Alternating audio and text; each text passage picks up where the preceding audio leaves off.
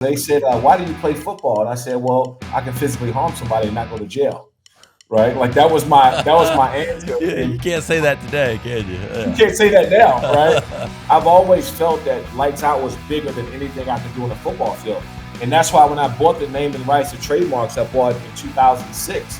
I'm sure all my teammates didn't like me, and I didn't like every single teammate that I had, but we found a way to come together to win football games, and that was what was most important. You're listening to the Radcast. If it's radical, we cover it. Here's your host, Ryan Alford. Hey guys, what's up? Welcome to the latest edition of the Radcast.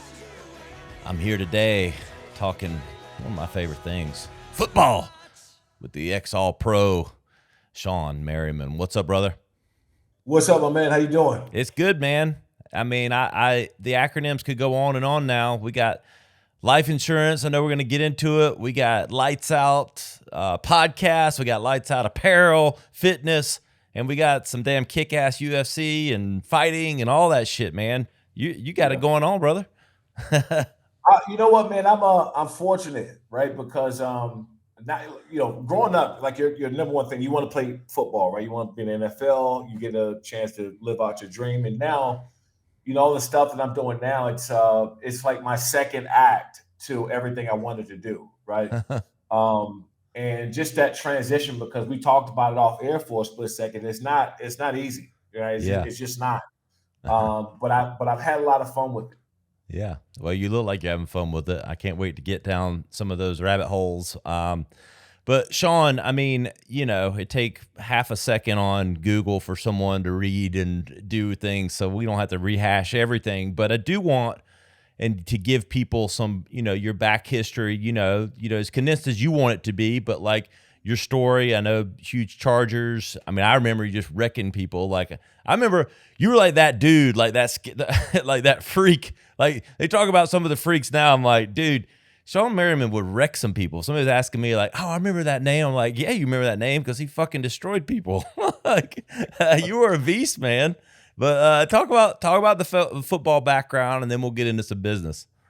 Yeah, I grew up in Prince George's County, Maryland, and so we grew up in the late '80s and '90s, where and I was right next to Washington D.C., which is like it was the crack epidemic, the murder capital of the country for almost a decade, and so I grew up around that, and it was tough. We were homeless, several different times, at least 2 or 3 different times where we lost our home due to fires because we couldn't pay our electricity bills. So we're lighting. My mom lit candles in there because our light and gas got cut off. So our house burned down. We lost that. Lived in a shelter, back of cars, and so kind of just fast forward and everything like that, because that can be a whole hour in it on its own. Yeah, no kidding. Man. I ended up going to University of Maryland, and I committed to University of Maryland as a junior. And the reason why is because I was home. I didn't want to leave, my mom leave, my high school coaches, friends. I wanted everybody to come and watch me play. So I went to the University of Maryland, had a great career there, but ended up leaving early. When I found out that I was going to go somewhere in the top 10, top 15 of the first round of the draft, I was like, this type of shit doesn't happen, right? Yeah. So you want to take advantage of it. And then the rest is history. I got out and got that nickname Lights Out my sophomore year in high school. I knocked out four players in one game in high school, and I ended up getting that nickname Lights Out, and I kind of carried that all the way through. Where was that, that energy and that edge? Like, was that just bottled up physical capability, or was it like, you were talking about it, some of those bad times and some of those challenges? I mean, was any of that bottled up from that? I mean, because I can't help but think that maybe it was. 100%. And to kind of take it a step further, it was my escape, right? I remember when I was rated my sophomore year in high school. I don't know, top 100 defensive player or something like that in the country. Yeah. And it was my first ESPN. Mind you, I had no media training and stuff like that then, right? So I didn't. You don't get that from where I came from. And so they said, "Why do you play football?" And I said, "Well, I can physically harm somebody and not go to jail." right? Like that was my answer. Yeah, you can't say that today, can you? You can't say that now, right? But at the time, because of everything that I did go through, like that was that few hours a day at practice or games was me being able to escape what I was going through at home and not having much. Whether I was going to come home and an eviction notice was on the door, or were we going to have food or lights. So that 2 hours was my getaway from everything else. And in return, I just started to light people up. I was like angry and physical. I needed, get out aggression, and I hated, my circumstances in life. And then I felt good after practice, after games. I was like, that was my meditation, my therapy, whatever it was. But over a period of time, I just started to play like that. Like that was just my attitude. I was nasty and physical and wanted to hit everybody because that was the only way I learned the game. And it just, translated all the way through college and then to the pros. Was it hard to turn that off? Like, coming off the field, we'll talk about the transition after football, but like, seems like some of that would be, hard to turn off, but was it hard to kind of leave that behind when you got off the football field? No, not really. Like And the attitude, did you feel like you needed to carry it forward? Like, was it like? I definitely had a chip on my shoulder, right? Yeah. There's no doubt about it. Even now the chip has changed from me seeing another opponent to me be eager to want to prove people wrong in business or grow and all Sure. that stuff. So the chip has definitely changed, but it's still there. So yes, I had a chip on my shoulder, but the walking off the field, it was almost like an actor, right? To go and Yep. take Leonardo DiCaprio in The Great Gatsby. He's not calling people old sport, right in the street and acting like The Great Gatsby. Was like he was an actor. He was a character for that movie and for that role. And that's how I felt. It was like I had this lights out demeanor. I ended up getting a blue mohawk. I had tattoos everywhere, flying around and just being like this guy. And actually, when I walked off the field, it was the opposite. I wasn't that guy. Yeah. But during those 4 quarters, 60 minutes of football, you can go out and be whoever the hell you want to be. And then, and I always say this, leave it on the field. Right? Yeah. Everything you have, leave it on the field. And I still stand true to this day.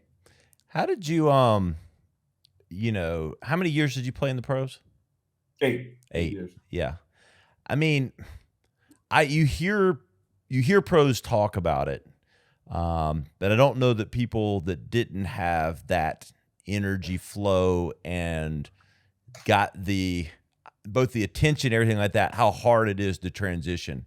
I mean, in your own words, like, I've heard Jerry Rice talk about others, like getting away from the game, like the highs of that, like the emotional highs and everything. How hard was that transition? That first year is beyond tough. And I'll tell anybody that is about to retire, and I talk to guys all the time, right? They say they got a year, 2 years left, maybe 3. I said, whatever you want to do when you're done, start doing it now.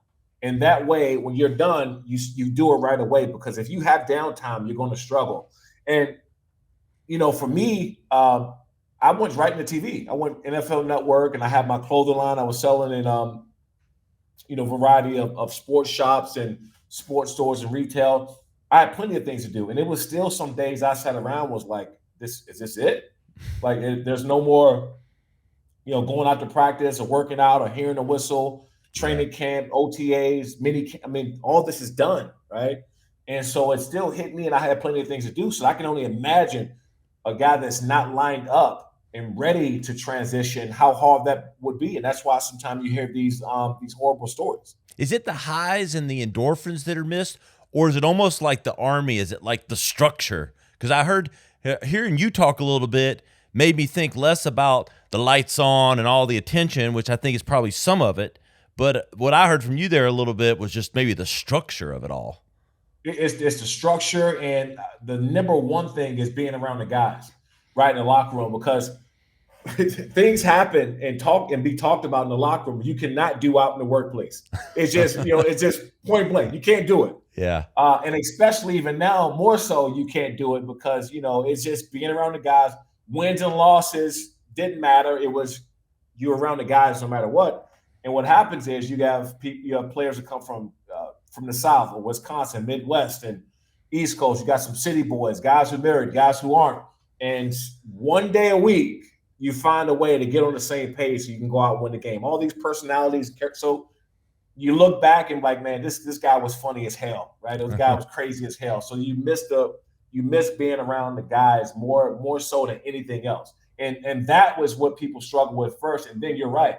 The structure of somebody telling you, hey, you got to be here to work out at 8:00 in the morning. We got film after this, and we got practice. We got lunch at 3. So the structure part is gone, and you got to figure it out. So we transitioned. You were ready. You teed it up. You had NFL Network. You've got the apparel company, Lights Out. Nature or nurture? Like, were you just a natural born entrepreneur waiting to come out of the bottle, or like did you absorb and learn from others? No, I was natural, man. When I was a kid, I was selling 5 or 6 Nintendo games to get the one best one, right? And I'll go out and wash cars, during the summers, cut grass, shovel snow, rake leaves, and I would take it and use all the money for what I wanted to, whether I wanted to go buy a new mouthpiece or football equipment or cleats. I was always hustling in a way, and I think that this entrepreneur word is kind of become more recent, but Yeah. you look back on everything now, and even to the point of branding, right? I mean, I look back on everything that I did when I was a kid, or even, having a nickname like Lights Out at 16 years old and getting a tattoo on my right forearm. It was branding, it was marketing. I think that we just use the word for it now. So, though I had mentors and things, I was doing this long before anybody came in the picture. No, but you did. You created the brand. I mean, you talked about before the mohawk and the look and the feel, and like you became the character, so to speak, but the persona of a brand or a machine. I mean, like you were that. I mean, and yeah, I mean, all these words have gotten, buzzy and everything like that with social media and stuff, which I know we're going to talk about. But like, I think you were probably a little ahead of your time with having that both on the field. I mean, it's one thing to do all those gimmicks and then not live up to it, but then, you destroying quarterbacks and taking people off the field, like you lived up to it in both stature and brand. Yeah, and you know what? So as you said, right, you had what I did on the football field as creating this character, this persona, all these things. But in the hindsight of it, I was just kind of the launching pad to everything with the brand. I've always felt that Lights Out was bigger than anything I could do on a football field. And that's why when I bought the name and rights to trademarks, I bought in 2006. I bought it for, numerous of things, and clothing, workout stuff, and equipment, marketing and advertisement, energy drinks. This is something I acquired from another company at the age of 21 years old. And so I don't even know if trademarking was even that big, then people talked about it enough. And I just took those extra steps to know that this brand was going to be a lot bigger than I ever could be. So what's that transition like? You've had a lot of iterations. What's the how would you compare being in business versus being in football?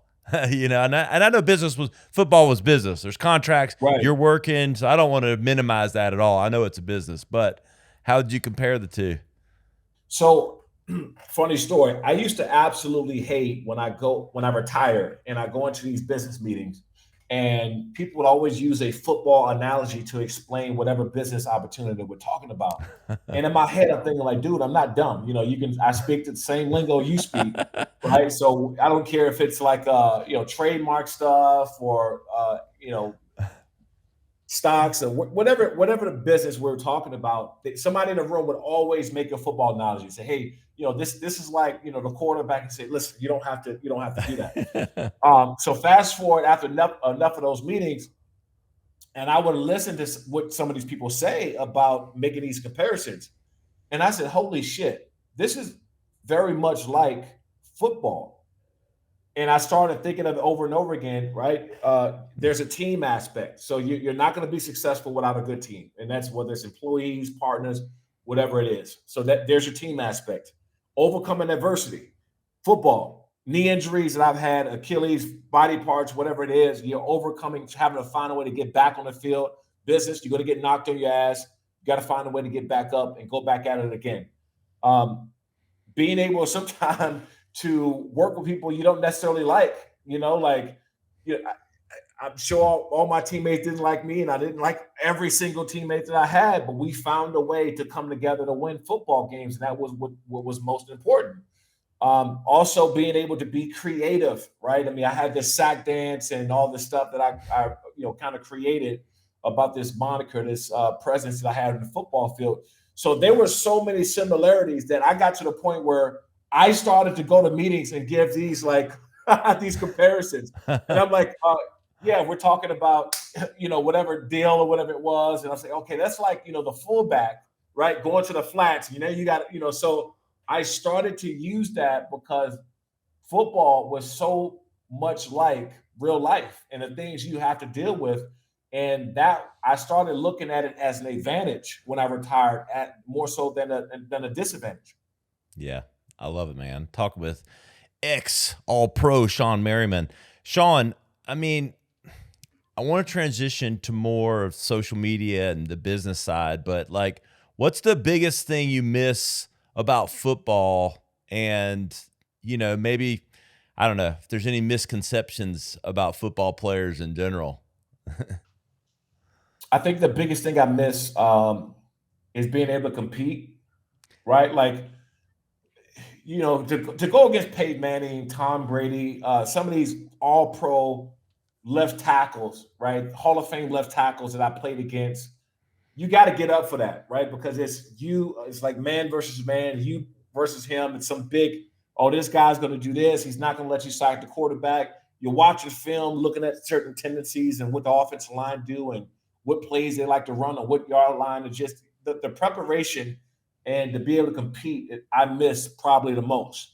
Because in my opinion, there's no game like team game, especially like football. Yeah. You can have 10 guys on the field doing the perfect thing, everything he's supposed to do. And you got one guy not doing what he's supposed to do, and that whole play is ruined, right? And so that part I missed a lot. Yeah. And I it's so funny you bring up the 10 and the 1. I was talking to someone about that. That wasn't that into football, and they go, "Why do you love football?" I don't know. I think I just appreciate the symphony of it all. It's kind of like the orchestra.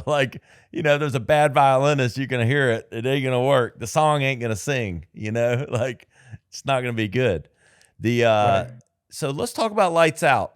So the brand carried forward. You've got fitness gear, you've got apparel. I know you can share all that. What's that experience been like? And if I was an ex-NFL player, I would probably be like, oh, if I build it, they will come. But something tells me it's never as easy as that.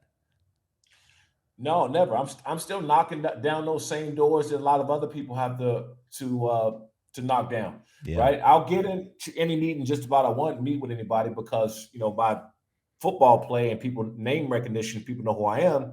So they know I'm not just coming to meet with them because I got some free time to waste. Sure. So I'll get into meetings, but I do have to do the same convincing that everyone else is out here trying to promote or grow a company. It doesn't change, right? You got people that go in there that won't see your vision, they won't understand what you're trying to build, and you may have to go do it on your own so they can realize it and come back. And that's happened to me several times. When I launched Lights Out Xtreme Fighting, I had to go and pitch it to Fox Sports because that's where we started out at, the regionals. And I had to see it, make sure they gave me an opportunity. And, now we're on Fubo Sports, Fubo TV. I had to do the same thing. So it's not like I call and pick up the phone, like, hey, I'm Shawne Merriman. I play football. Give me a deal. It's none of that going on if anybody thinks that. Yeah. It's the flying across country, right? Sitting down with all the important people in the room to make decisions. Letting them know what my vision is and how I'm going to execute it. And then you still got to come back. You got people in the room that may not be convinced. And so you have to, when you get your opportunity, you got to convince them. Yeah. Where all is the fitness stuff? I mean, I know you got your own D2C stuff, but where all can are you distributed? Yeah, we were in Tilly's for some years. And actually we're gonna this time next year, we should be fully back in the retail. We're gonna potentially launch a really, really big retail store, probably one of the biggest in the country, and get it going again because the apparel space is like honestly my first love because that's where I started at. Even when I was playing, I was still in sports memorabilia shops. I was still selling lights out gear. And I love the apparel space so much because it's a part of the overall lights out brand. Yep. Is the transition into fighting, like I told you pre-episode, like I remembered you. I remembered like I'm never scared of anyone over TV, but if there's ever one I was like I didn't want to get hit by, it might have been you. And I'm a big dude, and I'm like I don't want that fucker hitting me. But like was fighting just always a passion, and it's like been this national transition for you? Yeah, actually, that was probably my most natural transition, right? Because, for one, I grew up in Prince George's County, Maryland, that Washington area, that Washington D.C. area, that DMV area. It was a ton of boxers, professional boxers, champs, and so they would come around my neighborhood. I would box a lot as a kid. We would always throw on the gloves in the neighborhood and box at the cookouts and family reunions. It was just a part of it. And so when I transitioned into MMA, a good friend of mine, Jay Glazer, in 2006, got me involved in MMA. My first day training in MMA was with him and Randy Couture. Oh. And so that was my entry welcome to the sport. Right. Yeah. And like you can imagine, it wasn't so great, right? Yeah. Because Randy was at that time still on top of his game. Yeah. So MMA picked up a lot of steam in the late 2000s, and the UFC has done a great job of just branding the hell out of the sport and making it as big as it is today. And now, look at a week or two ago, Adrian Peterson just fought Le'Veon Bell, right, in a boxing match. There's going to be a long list of former athletes that get into some form of combat sports when they're done, and it's recommended, in my opinion, because that transition, as we just talked about, is not easy. And some of these guys get done and still have something left in the tank, and they want to go compete at something. They can't play football anymore. They're not going to get picked up by a team. Yeah. And a lot of these guys start training combat sports, MMA. So I'm actively transitioning former guys right now. When that's interesting because, like, you can play in the pro. That's what's so fascinating. I look at you and you look young anyway. But it's like, if I didn't know better, I'd think you were still, you know what I mean? Like a lot of you guys play 6, 8, 10 years, which is good career in the pros. But then you're 30, 31, 32, 33. You're still very athletic. Maybe a bad ankle, bad knee or something that you just can't be in all, full force football.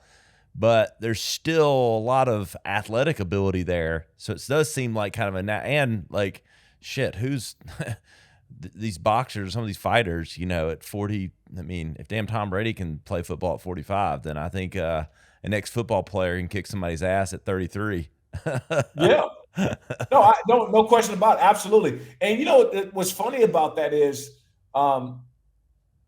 it's not, if you look at the grand scheme of things, it's not that long in football, right? So I retired at 28. You said 33, 34. The problem why I didn't sign and fight when I got done because they wasn't paying. The opportunity for, when I remember pitching when I retired in 2013 and said, hey man, I want to go fight in pay-per-view. I remember asking for $500,000 for me to fight, which is now is not much. Nothing. If you have a name and you can fight and you can sell pay-per-views, that's a starting point. $500,000 for anybody that is fighting another person with a personality or following is a starting point. So that's why I'm like, come on. These guys that only played 2-3 years, they still, they can't get back into the NFL. They're tired, maybe tired of getting pushed to the side. I bring them over. Yeah. Is what's been the learning curve with promotion and everything that goes into the fight game? I'm curious on that, and also curious on I know Dana White has done an incredible job with UFC. I'm not less question about why they're so popular. I know what the machine he's built and what he's done, But damn, I grew up watching boxing with my grandfather, and like to see kind of the decline of boxing, has hurt me a bit, and I don't know why. I mean, maybe it's starting to pick back up, but I know that was kind of a double loaded question, but I'd love to know your perspective. Well, for one, what killed boxing the fastest is the uneven matches, right? Yeah. You got these guys that's 23-0 fighting somebody that's 10-20, right, or 10 to Yeah. 15. And also, I believe that the promoters and managers, kind of made the sport decline faster than what it is because they're holding their champ back or somebody with a big name from fighting another big name, afraid that if they lose, they're going to lose the breadwinner. Yeah. And that's happening too much. And what Dana and those guys done at UFC is the best are fighting the best, right? You're getting the number one and number two, the number one and number four, number one and number three. They're fighting each other all the time. So the best man actually and literally wins. Boxing, that's what killed the sport. That's what killed the sport because you got a guy that's a extreme talented fighter, big name, fighting somebody that no one heard of. Yeah. And when you have that enough, people are not going to pay for it. Why do you think people are okay with, and I know there's a few of these now, but for the most part, the champion in any division's like 16-5. You know what I mean? Like, it's okay that he's lost, because they're fighting their ass off. They fight the best. But in boxing, you do they've built it up to where even I think I do it myself. Oh, he's got a couple losses. He must not be, and I'm like, shit, I don't know why I think that way. I don't know why it's acceptable in UFC to lose, but in boxing it isn't. Well, because, MMA, there's so many different disciplines, right? You might have a guy that's a great wrestler, jiu-jitsu, Muay Thai, a striker, box, and so sometimes you're just outmatched. You get outsmarted. Yeah. And, most of these boxers have been boxing since they were 10, 11 years old. So they're so technical that if you lose in boxing, it's automatically that guy is so much better than you, right? And that's not true. I give Canelo all the respect in the world for stepping up a weight class, even though he lost. Yeah. He went for it, and he didn't go fight another guy who he could just put through the ropes and knock out. And so while other people saying, oh, he lost, and that's the boxing community, right? That's the boxing community, which I don't agree with. Other people are saying that. For me, I'm like, damn, that he went to go. He was unmatched. Yeah. Right. He was fighting a bigger guy, and it wasn't an even match, but he did it. And so boxing is not going to pick up unless Gervonta Davis go and fight Ryan, right? Or what? It's finally got freaking Spence and whatever his name is. I can't keep up with every name, but Errol Spence Jr. and freaking Terrence Crawford. I mean, like, those guys should have fought 3 years. I mean, it gets to where it's the end of the guys should have fought 3 years ago in their prime. Like, we're going to see Canelo and Triple G for the third time, which is good, but it's like, some of these things get delayed so much. Yeah, and because, Haney need to fight Terrence Crawford or Errol Spence. Like, that has to, in order for boxing to come back, to compete with any MMA, those fights are going to have to happen. And if the promoters and these people are guarding them and trying to have this huge big payday, it's going everybody get paid, but it's not going to do much for the sport. And so unless the number one fights number 2 or 3, number 4 guy fights number 8, number 7, that's not, the boxing is going to stay where it's at. It's never going to be able to take MMA again. Yeah. Well, I hope somebody gets their head out of their ass. But talk to me about your fighting league and with Lights Out. Like, where we headed with that? I know you talked about some of the ex-pro players. Where you want to take your league and everything? Yeah, so we're on Fubo TV, Fubo Sports. We start back up in November. We go every month after that. And so what I'm looking to do here is probably in the next few weeks start announcing three dates at a time, venues and so forth. But I love this sport, man. That I wish, that somebody saw back in 2013, I retired, that, how much I love the sport, and I would have done it and paid me accordingly. But, to be on the backside of this now, being part of the production, being part of the We have big TV trucks outside, and just everything. Yeah. We want to be, the biggest minor league there is out there, right? We want UFC to come and see our talent, and be respectable and have a great brand. And back to me, I want to be able to get these fighters more fights, right? You have so many fighters out there and not enough quality promotions to give them opportunity. And Lights Out, we can do that. Yeah. That's great, man. Are you partnered with anyone? I mean, I know it's a lot with your name and stuff, but are you partnered like other than like Fubo and stuff like that? Who else are some of your partners or sponsors? Well, we have Fubo is obviously our exclusive partner with our fights. Yep. But we always partner for our fights with different casinos. Okay. Fubo, obviously Fubo Sportsbook, who just launched just recently. Yep. And sooner or later, you will be able to bet during our fights through the Fubo app. Bet knockouts and chokes and everything else. We're getting to that point where at least 9 or 10 states you'll be able to gamble with us and Yep. bet on the fight. Speaking of gambling, that's changed a lot. Hadn't it from your days? That's gone full circle. I can tell you, man, several years ago, I felt uncomfortable talking about it. Right? Yeah. Because it was so frowned upon that I'll tell you this, I didn't even know what an over-under was until I retired. I had no idea.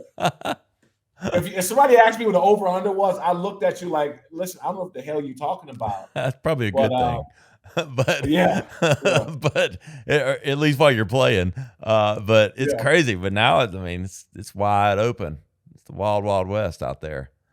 I mean, I really commend how you've used social media. We talked pre-episode a little bit about this, how much power there is in social media for growing a brand and doing business. Talk about how you've leveraged it. For me, I like, for one thing I never really talk about on social media is politics, religion, that type of thing, because it's a waste of time for me. It's not like I'm not interested in politics, so I don't care what's going on. But, for me, social media is not the place for me for that, right? So I have these sign them up or don't sign them up funny videos where I post fights and I love it. And people like it. So, it's funny, it's entertaining. If the guys can fight, sign them up. If they can't fight, don't sign them up. And for that, I promote the league. I promote what I do. And so I see people sometimes taking these vacations, once a month or this and that, which is all fine. I mean, I'm not saying you shouldn't go on vacation, but I'm just about growing this brand and working. Give me a gym, an hour and a half, 6 days a week. Give me some food. Give me 6 hours of sleep, and just let me work, man. That's how I like my schedule. I was going to ask you what your routine is these days. Still lift a lot. Yeah, I just so this morning I work out at this place in Vegas. I live in Vegas full time, called Dragon's Lair. Okay. Flex Lewis, he's former bodybuilder. He owns it. So I go there 3 days a week, and I go to Extreme Couture, train there, Randy Couture's gym, a few days a week too. Actually, hitting mitts and rolling and stuff like that. So I'm pretty active, man. It's so much part of my makeup. Like, I'm scared not to. Right? I always felt that if you've been doing something for so long and then you just stop, I don't know if I'll just croak and fall right over if I miss the gym for a week. So I don't even know what that feels like. I know. What does Shawne Merriman do for fun these days? What's fun? Don't say go to the gym, but what is No. I what I like to do is, so I try to base everything around what I'm already doing, right? So yesterday I was in Arizona. I had some meeting my really good friend Jeff Hoffman, who co-founded the Priceline. And so what I'll do is I'll stay an extra day somewhere, right? So if I got a meeting in Miami or New York, wherever I go, I'll try to stay there and hang out, get some drinks, catch up dinner with whoever I can. So that's pretty much the most fun that I get. But it's not, going somewhere for a week or vacation. I mean, that's just totally out the question. So I'll just try to book trips where I can stay an extra day somewhere and enjoy it. Yeah.